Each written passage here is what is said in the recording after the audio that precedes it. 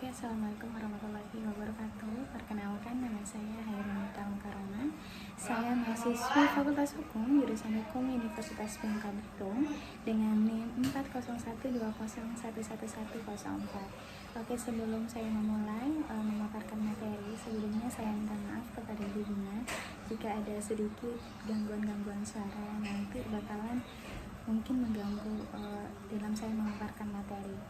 Oke, selanjutnya materi yang akan saya paparkan yaitu instrumen hukum lingkungan nasional yang di dalam pembahasannya akan membahas perencanaan, dokumen lingkungan, dan perizinan. Oke, selanjutnya di sini saya akan menjelaskan sedikit materi tentang instrumen hukum lingkungan nasional yang di dalam pembahasannya akan membahas perencanaan, dokumen nasional, dan perizinan. Dilihat dari pengantar kelembagaannya, hak atas lingkungan hidup yang baik dan sehat merupakan hak asasi manusia yang tergolong hak sosial, pengaturan hak atas lingkungan hidup yang baik dan sehat di dalam beberapa konvensi dan undang-undang.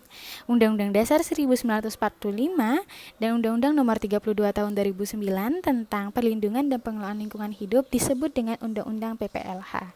Atas dasar pengaturan tersebut, maka hak warga negara untuk memperoleh lingkungan hidup yang baik dan sehat merupakan salah satu bentuk hak sosial dalam fundamental rights.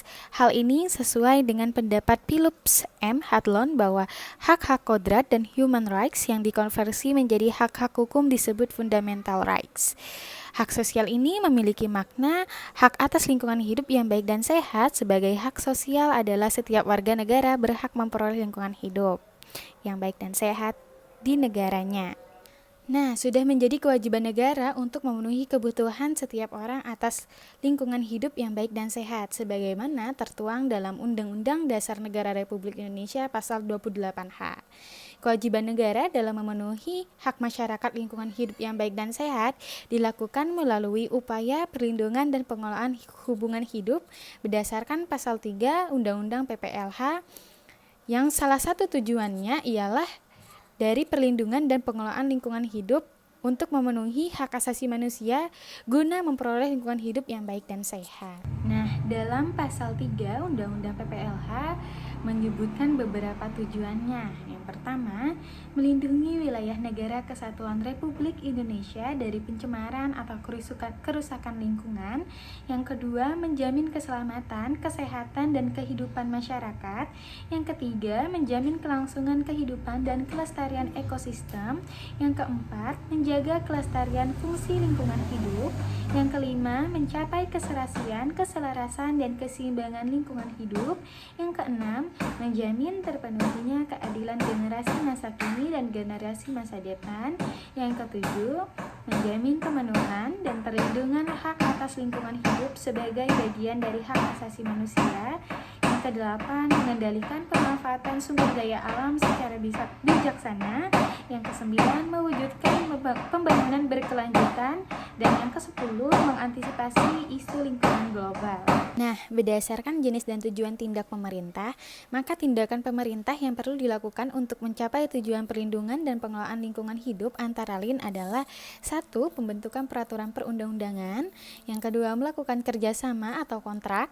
Yang ketiga, melakukan tindakan nyata. Yang keempat, membentuk peraturan bersama. Yang kelima, menetapkan keputusan khususnya perizinan. Yang keenam, melakukan pengawasan dan penegakan hukum. Nah, kebijakan pemerintah ini untuk mencapai tujuan perlindungan dan pengelolaan lingkungan hidup sebagai suatu tindakan pemerintah yang harus sesuai dengan keabsahan atau legalitas tindak pemerintahannya yang meliputi wewenang, substansi, dan prosedur. Undang-Undang PPLH sebagai dasar hukum dalam perlindungan dan pengelolaan telah memberikan legitimasi kepada pemerintah-pemerintah provinsi dan pemerintah kabupaten atau kota dalam melaksanakan kewenangan kelolaan lingkungan seperti dalam pasal 63 Undang-Undang PPLH. Nah, dalam pasal 63 UPLH ini, yang pertama, dalam perlindungan dan pengelolaan lingkungan hidup, pemerintah bertugas dan berwenang, yaitu menetapkan kebijakan nasional. Yang kedua, tetapkan norma, standar, prosedur, dan kriteria. Yang ketiga, menetapkan melaksanakan kebijakan mengenai RPPLH nasional.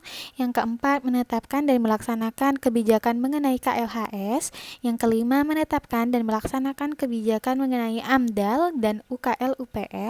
Yang keenam, menyelenggarakan inventarisasi sumber daya alam nasional dan emisi gas rumah kaca. Yang ketujuh, mengembangkan standar kerjasama. Yang kedelapan, mengkoordinasi dan melaksanakan pengendalian pencemaran dan kerusakan lingkungan hidup. Nah, selanjutnya dalam perlindungan dan pengelolaan lingkungan hidup, pemerintah provinsi bertugas dan berwenang untuk 1. Menetapkan kebijakan tingkat provinsi, kedua, menetapkan dan melaksanakan KLHS tingkat provinsi, yang ketiga, menetapkan dan melaksanakan kebijakan mengenai RPPLH provinsi, yang keempat, menetapkan dan melaksanakan kebijakan mengenai AMDAL dan UPL, yang kelima, menyelenggarakan inventarisasi sumber daya alam dan emisi gas rumah kaca pada tingkat provinsi. Yang keenam, mengembangkan dan melaksanakan kerjasama dan kemitraan. Yang ketujuh, mengkoordinasikan dan melaksanakan pengendalian pencemaran dan kerusakan lingkungan hidup lintas kabupaten atau kota. Yang kesembilan, melakukan pembinaan dan pengawasan terhadap pelaksanaan kebijakan peraturan daerah dan peraturan kepala daerah kabupaten atau kota. Selanjutnya, melakukan pembinaan dan pengawasan ketaatan penanggung-jawaban usaha atau kegiatan terhadap ketentuan perizinan lingkungan dan peraturan perundang-undangan di bidang perlindungan dan pengelolaan lingkungan hidup. Selanjutnya, mengembangkan dan menerapkan instrumen lingkungan hidup. Selanjutnya, mengkoordinasikan dan memfasilitasi kerjasama penyelesaian perselisihan antara kabupaten atau antar kota serta penyelesaian sengketa. Selanjutnya, melakukan pembinaan, bantuan teknis dan pengawasan kepada kabupaten atau kota di bidang program dan kegiatan. Selanjutnya, melaksanakan standar pelayanan minimal. Selanjutnya, menetapkan kebijakan mengenai tata cara pengakuan keberadaan masyarakat hukum adat. Selanjutnya, mengelola informasi lingkungan hidup tingkat provinsi. Selanjutnya, mengembangkan dan mensosialisasikan pemanfaatan teknologi ramah lingkungan hidup. Selanjutnya, memberikan pendidikan, pelatihan, dan pembinaan dan penghargaan. Selanjutnya, menerbitkan izin lingkungan pada tingkat provinsi, dan selanjutnya melakukan penegakan hukum lingkungan hidup pada tingkat provinsi.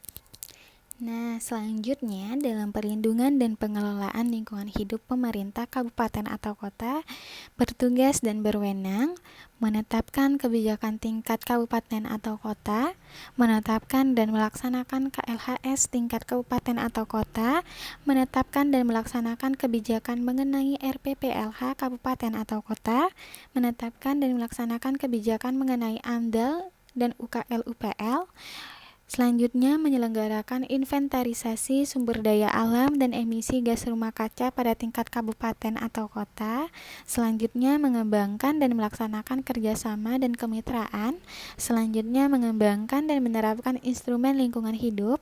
Selanjutnya, memfasilitasi penyelesaian sengketa.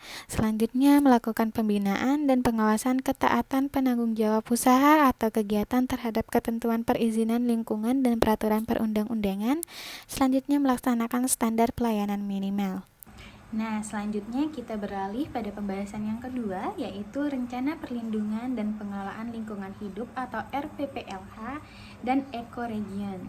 Rencana Perlindungan dan Pengelolaan Lingkungan Hidup yang biasanya kita singkat dengan RPPLH adalah perencanaan tertulis yang memuat potensi masalah lingkungan hidup serta upaya perlindungan dan pengelolaan dalam kurun waktu tertentu. Sesuai dengan definisi tersebut, maka RPPLH merupakan tindak pemerintah yang tergolong dalam tindakan perencanaan. Sesuai dengan definisi tersebut, maka RPPLH merupakan tindak pemerintah yang tergolong dalam tindakan perencanaan. Dalam negara hukum, kemasyarakatan modern, tidak perencanaan selaku figur hukum dari hubungan hukum administrasi. Dengan demikian, RPPLH dibentuk dalam produk hukum berupa yang pertama, RPPLH nasional dibentuk dalam peraturan pemerintah. Yang kedua, RPPLH provinsi dibentuk dalam peraturan daerah provinsi. Yang ketiga, RPPLH kabupaten atau kota dibentuk dalam peraturan daerah kabupaten atau kota. Penyusunan RPPLH sebagai tindakan perencanaan terhadap perlindungan dan pengelolaan lingkungan hidup dapat dilakukan dengan memenuhi 5 komponen dari proses yang dinamis dan interaktif, yaitu interpretasi, evaluasi, perencanaan, pengelolaan, dan pemantauan. Tindakan perencanaan yang meliputi beberapa komponen tersebut juga tergambar dalam pasal 5 Undang-Undang PPLH. Dalam pasal Undang-Undang PPLH tadi, yang mencantumkan bahwa perencanaan perlindungan dan pengelolaan lingkungan hidup dapat dilaksanakan melalui 3 tahapan. Yang pertama, inventaris lingkungan hidup. Yang kedua, penetapan wilayah ekoregion. Yang ketiga, penyusunan RPPLH atau Rencana Perlindungan dan Pengelolaan Lingkungan Hidup. Nah, penyusunan RPPLH ini sebagai upaya perencanaan perlindungan dan pengelolaan lingkungan hidup merupakan bagian dari perencanaan pembangunan nasional sebagaimana diatur dalam Undang-Undang Nomor 25 Tahun 2004 tentang Sistem Perencanaan Pembangunan Nasional. Maka dari situ, RPPLH saling terkait dengan dokumen rencana pembangunan jangka menengah dan jangka panjang atau yang sering kita singkat dengan RPJM dan RPJP, dan rencana tata rencana wilayah atau RTRW untuk pemerintah daerah. RPPLH dikaitkan dengan RPJMD, RPJPD, dan RTRW. Daerah tahapan penyusunan RPPLH dapat digambarkan melalui skema. Nah, tahapan inventarisasi lingkungan hidup merupakan tahapan pengumpulan data dan informasi tentang potensi dan kondisi lingkungan hidup yang ada pada suatu wilayah.